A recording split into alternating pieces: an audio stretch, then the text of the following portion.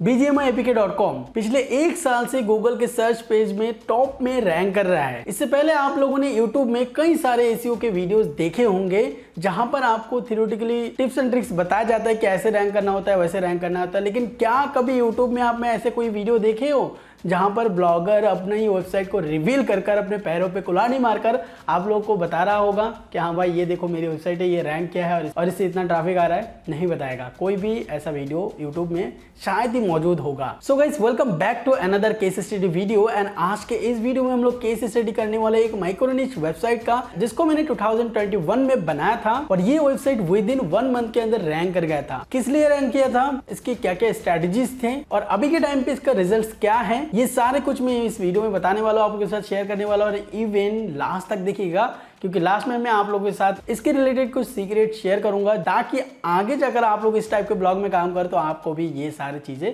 पता हो। तो चलो यार वीडियो को स्टार्ट करते हैं इंट्रो के साथ।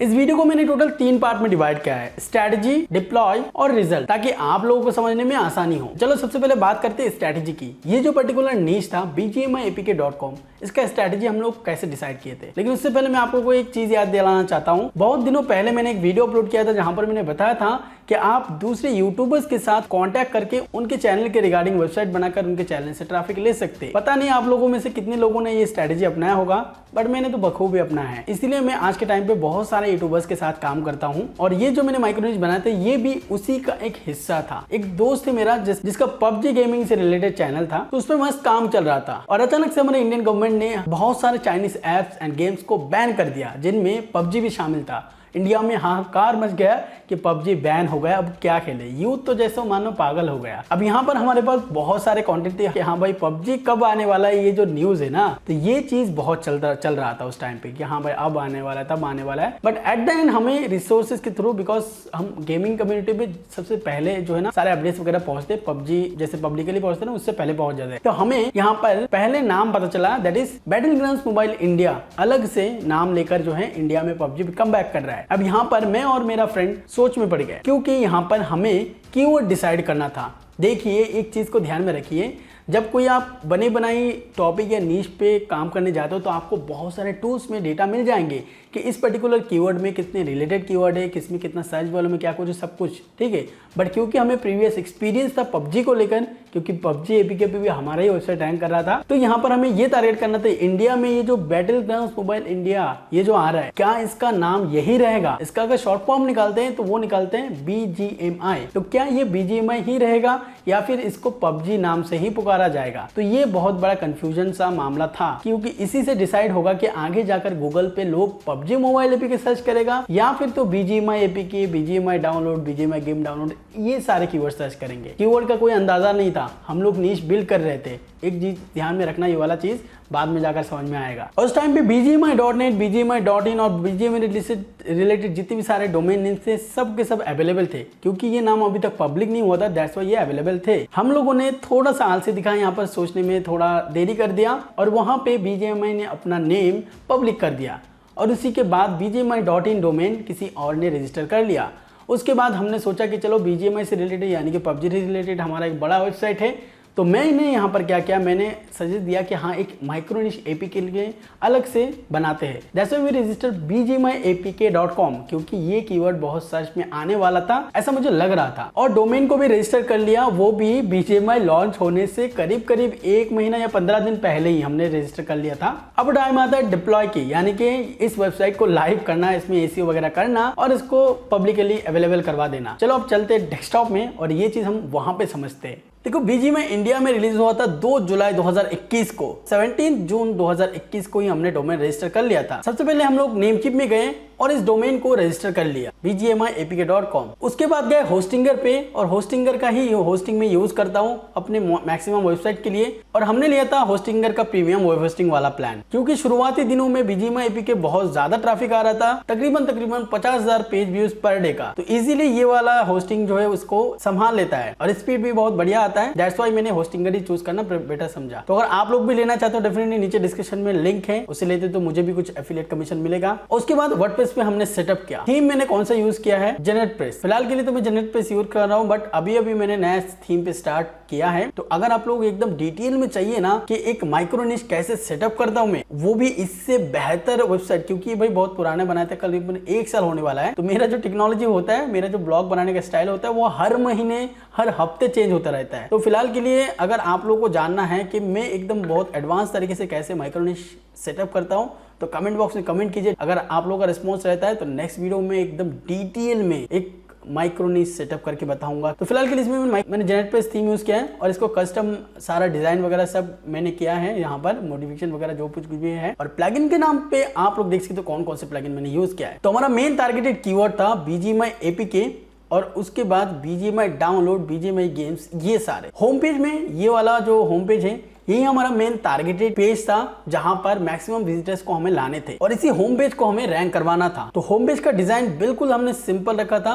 कुछ FAQs हमने यहाँ पर डाले थे क्योंकि BGMI था, नया FAQ, कोई कंटेंट कहीं पर भी अवेलेबल नहीं था और हम लोगों ने ही सबसे पहले BGMI के ऊपर प्रॉपर एकदम माइक्रो निश टाइप का बनाए थे और आर्टिकल डाले थे, जो कि पर्टिकुलर उस टाइम पे BGMI का ऑफिशियल वेबसाइट भी ढंग से इंडेक्स नहीं हुआ था ना। इसके अंदर स्कोप बहुत था, तो हमें ऐसा भी करना था, इसको माइक्रो निश प्लस ब्रॉड निश भी कन्वर्ट करना था, क्योंकि भाई BGMI से रिलेटेड बहुत सारे कंटेंट है। दैट्स व्हाई हमने क्या किया, इसका ब्लॉग सेक्शन बनाया जहां पर हम लोग इसके रिगार्डिंग जितने भी आर्टिकल्स वगैरह होते हैं वो हमने यहाँ पर पोस्ट करना स्टार्ट किया, ताकि इससे भी हमें जो है ट्रैफिक मिलता रहे। तो वेबसाइट सेटअप बिल्कुल ऐसा सिंपल था। एक माइक्रो निश वेबसाइट को सेटअप करने में मुझे हाईली एकदम बिना बात किए अगर करे तो 1 से 2 मिनट तक लगता है। उसके बाद कंटेंट वगैरह लिखना अलग बात है ना। उसके बाद रिजल्ट्स क्या मिला, चलो अभी जाके वो देखते हैं। मैं यहाँ पर हूँ BGMI APK के डैशबोर्ड में और यहाँ पर देख सकते हो रोज का यहाँ पर 7 से 8 हजार का पेज व्यूज मिल रहा है। बट जैसे ही कोई BGMI का अपडेट आता है, एप्लीकेशन का जो अपडेट है, तो वैसे इंक्रीज हो जाता है विजिटर्स बहुत ज्यादा। मंथली कुछ 2 से 3 लाख का ट्रैफिक मिल जाता है, जो कि maximum of the maximum organic होता है। देख सकते हो इधर ना, हम आ गए हैं सर्च कंसोल में और यहाँ पर आप लोगों के सामने डेटा है कि इसमें टोटल इंप्रेशन लास्ट 1 साल में 6.11 मिलियन और जो टोटल क्लिक्स है वो 1.72 मिलियन है। मगर यहाँ पर मैं बोल दूं, ये जो वेबसाइट है इसमें ऑर्गेनिक से जितना ज्यादा ट्रैफिक आया था उतना ही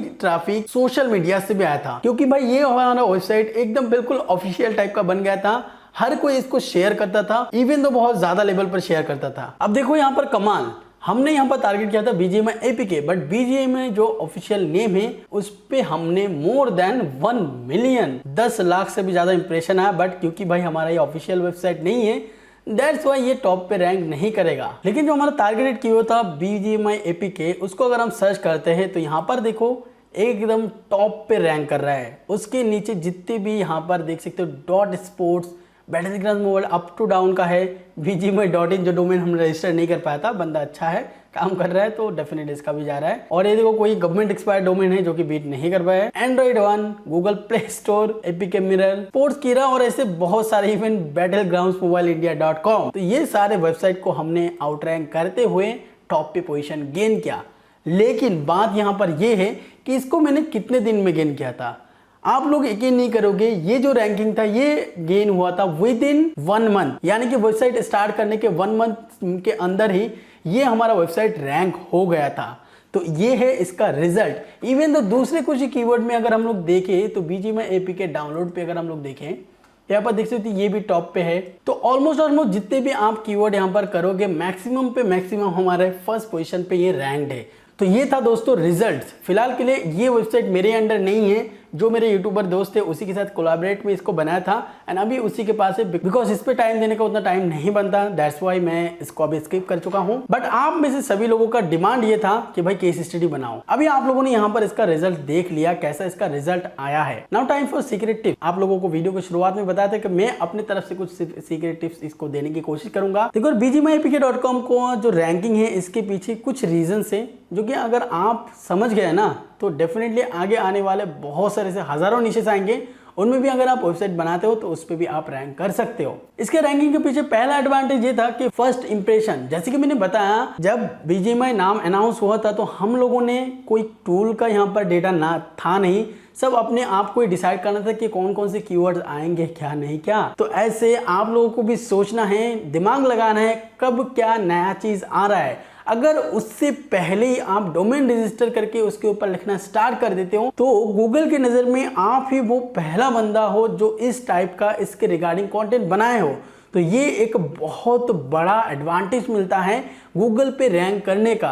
एक तरीके से गूगल इवन पीपल जो विजिटर्स है वो भी आपको ही ऑफिशियल मानना चालू करते हैं। तो कोई भी किसी भी टाइप का कंटेंट हो, जो न्यूज़ वगैरह कुछ भी हो, अगर आप अपने ब्लॉग में एकदम सबसे पहले देते हो तो उसका एक बहुत बड़ा प्लस पॉइंट रहता है रैंकिंग के फैक्टर में। दूसरा टिप्स, इसको मैंने रैंकिंग के लिए यूज किया था इनिशियल ट्रैफिक का। कंटेंट बिल्कुल कॉपी पेस्ट था, गूगल प्ले स्टोर से के डिस्क्रिप्शन से कॉपी किया था उस टाइम पे, एंड उस पे इनिशियल ट्रैफिक देने की वजह से ये विद इन 1 मंथ भी नहीं लगा था इसको रैंक करने में। बाद में जाकर हालांकि इसको मैंने पूरा कस्टमाइज किया, खुद से कंटेंट वगैरह सब कुछ डाले। तीसरा टिप्स, बहुत सारे लोग यहाँ पर पूछेंगे कि भाई इस वेबसाइट में एडसेंस कैसे मिला, दूसरा डीएम से नहीं आता है क्या? तो लास्ट में मैं दोनों का आंसर दे देता हूं। पहला, इसमें एडसेंस कैसे मिला? गूगल सभी वेबसाइट पे एडसेंस देना चाहता है, बशर्ते है कि आपका वेबसाइट उसके लिए प्रिपेयर हो। यूनिक कंटेंट और वेबसाइट का स्ट्रक्चर यूजर फ्रेंडली होना चाहिए। और जो सबसे की पॉइंट है, जो सभी लोग मिसबिहेव करते हैं उसके साथ, दैट इज